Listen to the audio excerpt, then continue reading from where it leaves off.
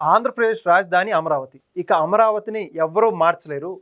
దీనికి సంబంధించి ఆంధ్రప్రదేశ్ రాష్ట్ర శాసనసభలో బిల్లు ప్రవేశపెట్టి ఆ తీర్మానాన్ని కూడా ఏకగ్రీవంగా ఆమోదించారు.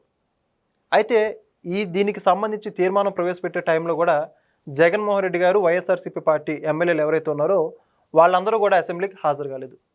ఎందుకు? మొత్తానికి మరి ఇదే అంశానికి సంబంధించి పూర్తి విషయాలు తెలుసుకోవడానికి మనతో ఉన్నారు తెలుగుదేశం పార్టీ జాతీయ నాయకులు ఫైర్ బ్రాండ్ ఆర్యరెడ్డి గారు. సార్ నమస్కారం అండి. నమస్కారం సార్, ఇప్పుడు చూసుకుంటే మనం అసెంబ్లీకి ఇంతవరకు జగన్మోహన్ రెడ్డి గారు ప్రతిపక్ష హోదా ఇస్తే తప్పితే రాను అని చెప్పేసి మొదటి నుంచి చెప్పుకుంటూ వస్తున్నాడు, అందరూ కూడా తెలిసిన విషయమే. అయితే ఆంధ్రప్రదేశ్ రాష్ట్రానికి సంబంధించి అత్యంత కీలకమైన బిల్లు రాష్ట్ర రాజధానిగా అమరావతిని తీర్మానం ఏకగ్రీవం చేసుకున్నటువంటి పరిస్థితి. దీనికి కూడా జగన్మోహన్ రెడ్డి గారు ఎందుకు హాజరు కాలేదంటారు? రెండోది, ఆంధ్రప్రదేశ్ రాష్ట్ర రాజధానిగా దీనికి చట్టబద్ధత కల్పించిన పట్ల మీ అభిప్రాయం అంటే ఏమంటారు? ఇది అభిప్రాయం కాదు, ఆంధ్ర రాష్ట్ర ప్రజల హక్కు ఇది. ఒక ఆంధ్ర రాష్ట్రానికి రాజధాని లేకుండా 2014లో అప్పటి కేంద్ర ప్రభుత్వంలో ఉండే పెద్దలు ఎన్ని విధాలుగా మనకి అంటే రాష్ట్రాన్ని విచ్ఛిన్నం చేసి ఒక తల్లి బిడ్డలు లాంటి వాళ్ళు కానీ ఒక అన్నదమ్ములు లాంటి వాళ్ళని ఏ విధంగా దుర్మార్గంగా మనకి విడదీశారు అనేది 2014లో ఆనాడు కేంద్ర ప్రభుత్వంలో ఉండే పెద్దలు ఏ విధంగా చేశారనేది మనకి కనబడుతుంది. అట్లాంటి రాష్ట్రం మనకి ఎటువంటి దిక్కు లేకుండా ఒక దిక్సూచి లాంటి ఒక టార్చ్ బేరర్ లాంటి వ్యక్తి గౌరవ నారా చంద్రబాబు నాయుడు గారి యొక్క ఆధ్వర్యంలో ఆనాటి ప్రజాప్రభుత్వం ఏర్పడిన తర్వాత 2014 నుంచి 2019 మధ్యకాలంలో ఏర్పడిన తర్వాత ఈ ఆంధ్ర రాష్ట్రానికి ఒక రాజధాని లేదు, కూర్చోవడానికి కుర్చీ లేదు, నిలవడానికి నీడలేని పొజిషన్లో మనం ఉండి ఒక నిష్ణాతుడైనటువంటి ఒక అనుభవశాలైనటువంటి వ్యక్తి ఆ స్థానంలో ఒక ముఖ్యమంత్రి పీఠంలో కూర్చున్నాడు. కాబట్టి ఆంధ్ర రాష్ట్ర ప్రజల యొక్క సమ్మతితో, మేధావుల యొక్క ఆలోచనతో, అమరావతి యొక్క ప్రజల యొక్క అంటే సలహాతో కానివ్వండి, ప్రజల యొక్క సహకారంతో ఆనాటి ప్రభుత్వాన్ని నమ్ముకొని ఈ దేశంలోనే కాకుండా ఈ ప్రపంచంలోనే ఒక రాష్ట్ర రాజధాని కోసం తల్లి కన్నా మిన్నగా ప్రేమించే, తన ప్రాణానికన్నా మిన్నగా ప్రేమించే భూమిని ప్రభుత్వం దగ్గర ₹1 కూడా తీసుకోకుండా ప్రభుత్వాన్ని నమ్మి, ముఖ్యంగా ఒక విజనరీ గల వ్యక్తి గౌరవ నారా చంద్రబాబు నాయుడు గారి మీద ఉండే అపారమైన నమ్మకంతో ఆ ప్రాంత ప్రజలు వేల ఎకరాలు ప్రభుత్వానికి దారాదత్తం చేశారంటే చరిత్రలో ఎక్కడైనా ఉంది అంటే ఒక పెద్ద విశేషం ఏదైనా ఉందంటే ఆ విశేషమే ఆంధ్ర రాష్ట్రంలో అమరావతి ప్రజలు చేసిన త్యాగాలని చెప్పి ఆనాడు మనం చెప్పుకోవడం జరిగింది. అదేవిధంగా ఆనాటి ప్రభుత్వం మీద నమ్మకంతోనే రైతుల దగ్గర తీసుకున్న భూమిని రాష్ట్ర అభివృద్ధి కోసం కానివ్వండి, రాష్ట్ర రాజధాని కోసం మనం అనేక కట్టడాలు కట్టుకోవడం జరిగింది. ఆ కాలక్రమేపలోనే 2019 తర్వాత రాష్ట్రంలో పెను మార్పులు అయితే రావడం జరిగింది. ప్రజలు ఒక దుర్మార్గుణ్ణి, ఒక దుష్టుణ్ణి, ఒక అబద్ధాలు కోరిని, ఒక విషపూరితమైన నాగసర్పంను కూడా పోలిస్తే ఆ నాగసర్పం కూడా సిగ్గుపడేలాంటి వ్యక్తిని నమ్మి ఒక ఇనప మొక్క లాంటిది ఒక కలుపు మొక్క అనుకోలేదు, వాడు తులసి మొక్క అనుకుని కలుపు మొక్కని ఎన్నుకుంటే జరిగిన పరిణామాలు 5 సంవత్సరాల్లో 19 నుంచి 24 వరకు తీసుకున్న పరిణామాలు ఏ విధంగా జరిగాయో అనేది మనం చూసాం. ఈ రోజు ఒక వాస్తవంగా చెప్పాలంటే ఇది ఒక చరిత్రాత్మకమైన రోజు అని చెప్పగలగాలి. భారతదేశం ఏర్పడిన తర్వాత ఏ రాష్ట్రానికి రాజధాని కోసం చట్టబద్ధత చేసిన సందర్భాలు అయితే ఎక్కడా లేవు. అది మన ఒక ఆంధ్ర రాష్ట్రంలోనే జరిగింది. ఎందుకు జరిగింది?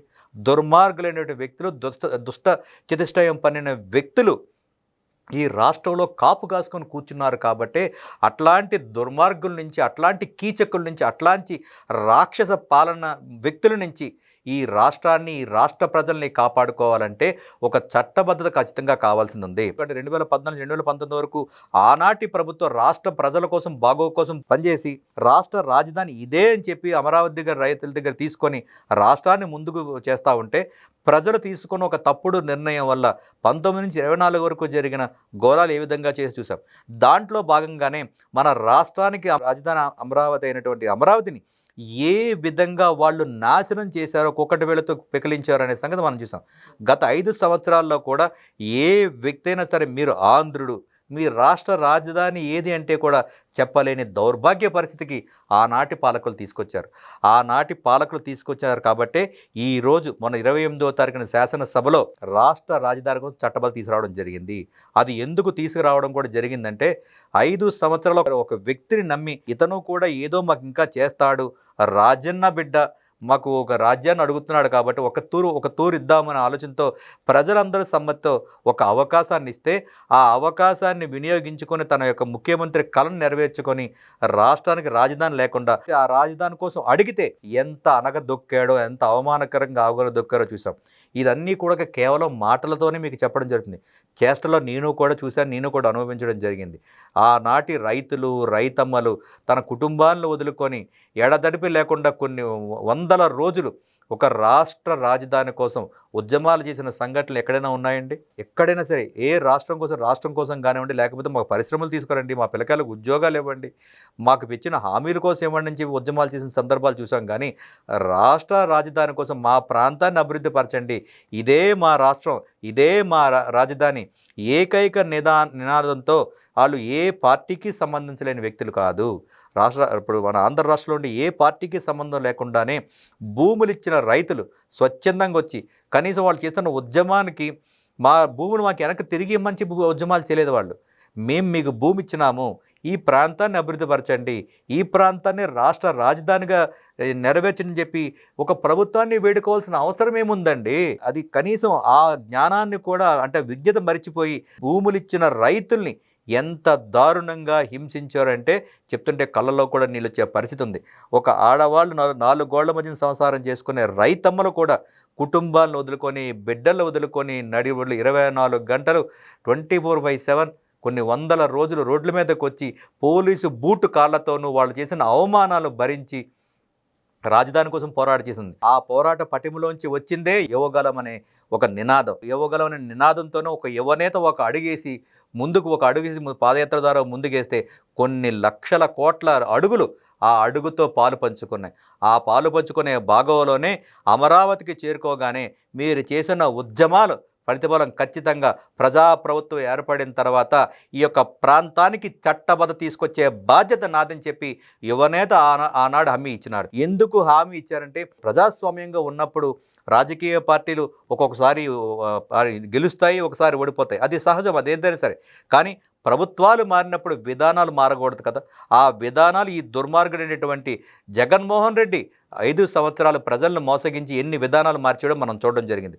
అట్లాంటి దుర్మార్గులు కనుచూపు మేర కూడా రేపు రాకూడదనే ఉద్దేశంతోనే ప్రజాప్రభుత్వం రాగానే మీ ఈ యొక్క రాష్ట్ర రాజధానికి చట్టబద్ధ తీసుకొచ్చి ఎవ్వరు కూడా అమరావతిని కనీసం చూడాలన్నా కూడా, కనీసం అంటే టచ్ చేయాలన్నా కూడా భయపడే స్థాయికి ఆ చట్టాన్ని మేము తీసుకొస్తామని చెప్పి నాడు యువనేత అయినటువంటి నారా లోకేష్ గారు హామీ ఇవ్వడం జరిగింది.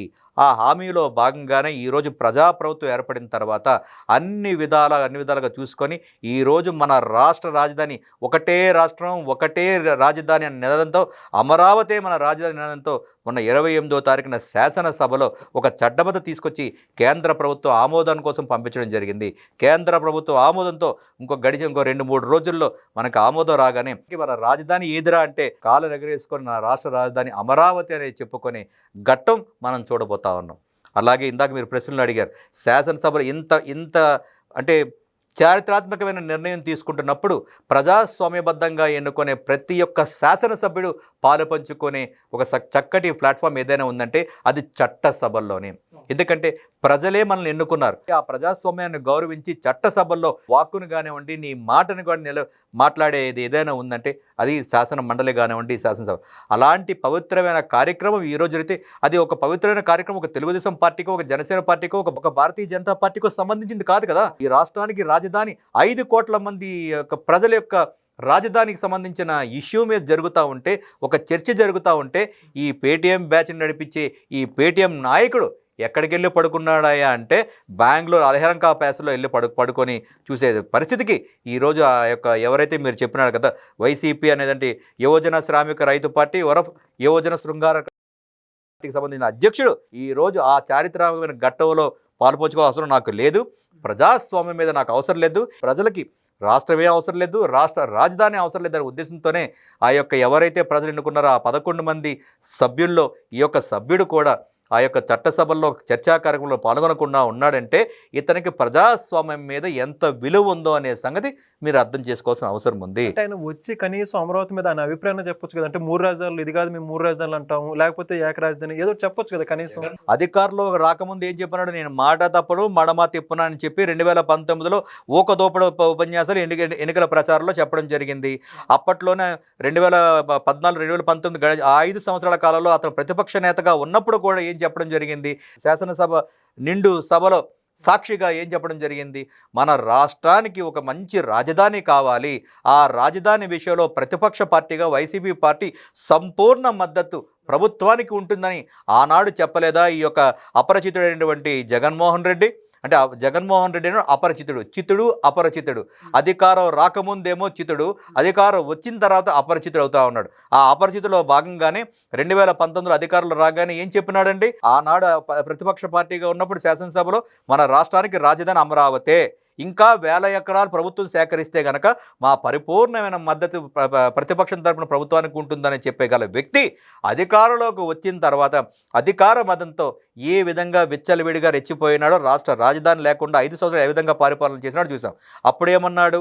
అప్పుడు అధికార ప్రభుత్వానికి ఏమో సానుకూలము, అధికారంలోకి వచ్చిన తర్వాత రాష్ట్రానికి ఒక 3 రాజధాని ఉంటే తప్పేంటి అని చెప్పి ఒక వితండవాదంతో తను తీసుకున్న అనునీయమైన నిర్ణయాలు తీసుకొని సలహాదారులు పెట్టుకొని పేటీఎం పరిపాలన చేసిన వ్యక్తి ఈ అపరిచితుడు.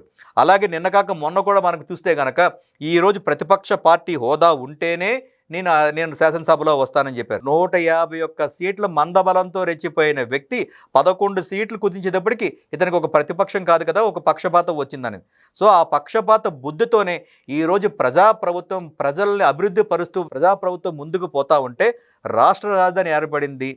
ఈ చట్టసభల్లో నేను ఉంటే పాలు పంచుకుంటే నేను మళ్ళీ కుట్రలు పద్దడానికి ఉండదు అని ఒక దుర్మార్గమైన ఆలోచనతో ప్రజాస్వామ్యాన్ని కించపరుస్తూ ఈరోజు ఆ యొక్క ఏదైతే మహత్కరమైన కార్యక్రమం అయితే మన శాసనసభలో జరిగిందో అది ప్రతి ఒక్క శాసనసభ్యుడు ఆ రోజు జరిగిన చర్చా కార్యక్రమంలో అతను చరిత్రలో నిలబడిపోయే మాచర్యంలో జరిగిన ప్రత్యేకమైన అసెంబ్లీ సమావేశాలన్నీ చెప్పగలగాలి. సమావేశాలు ఎప్పటికైనా జరుగుతాయి, కానీ ఇది రాష్ట్ర భవిష్యత్తు కోసం జరుగుతున్న ఈ యొక్క సమావేశాల్లో ప్రజల చేత ఎన్నుకోబడిన మా పులివెందల శాసనసభ్యుడు ఈరోజు రాలేదంటే అతను శాసనసభ్యుడిగా అనడానికి ఇంతకమైన నిదర్శనం లేదు. కాబట్టి ఇలాంటి వ్యక్తులు వచ్చినా రాకపోయినా సరే మనం ఏదైతే ఈ ప్రజలు అనుకున్నాం 5 కోట్ల మంది ప్రజల యొక్క ఆలోచనే రేపు మొన్న జరిగిన శాసనసభలో సమావేశాలు. కాబట్టి ఇలాంటి వ్యక్తులకి అంటే వచ్చారా రాలేదా అనేది పక్కన పెడితే వాళ్ళకి ఎంత అవగాహన ఉంది ప్రజల మీద కానివ్వండి, ప్రజల యొక్క ప్రజాస్వామ్యం మీద కానివ్వండి. రేపు మళ్ళీ ఇదే వ్యక్తి రేపు 2029 జరగబోయే ఎలక్షన్స్లో కూడా ఏ మొహాన్ని పెట్టుకొని ప్రజలు ఓట్లు అడుగుతారు కాబట్టి ప్రజలు కూడా దీనికి సిద్ధంగా ఉన్నారు.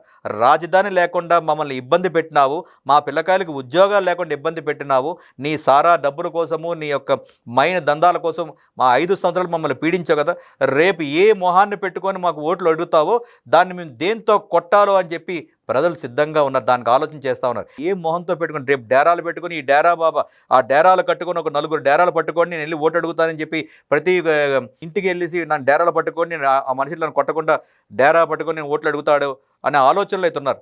ఏది పెట్టుకున్న ఆ డేరాలు చింపి ఈ డేరా బాబాని తీసుకెళ్ళి ఎక్కడ సమాధి చేయాలో ఆంధ్ర రాష్ట్ర ప్రజలకు బాగా తెలుసు.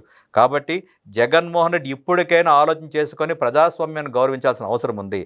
రేపు ఇలాంటి తుగ్లకులు మళ్ళీ పుట్టి మళ్ళీ ఆంధ్ర రాష్ట్రాన్ని అమరావతిని కానీ రాజధానిని కానీ ఏదైనా దుర్మార్గపు ఆలోచన చెయ్యాలన్న ఆలోచన రాకుండానే ఈరోజు ప్రజాప్రభుత్వం కూట ప్రభుత్వం అన్ని విధాలుగా ఆలోచించి చట్టబద్ధ చేయడం జరిగింది.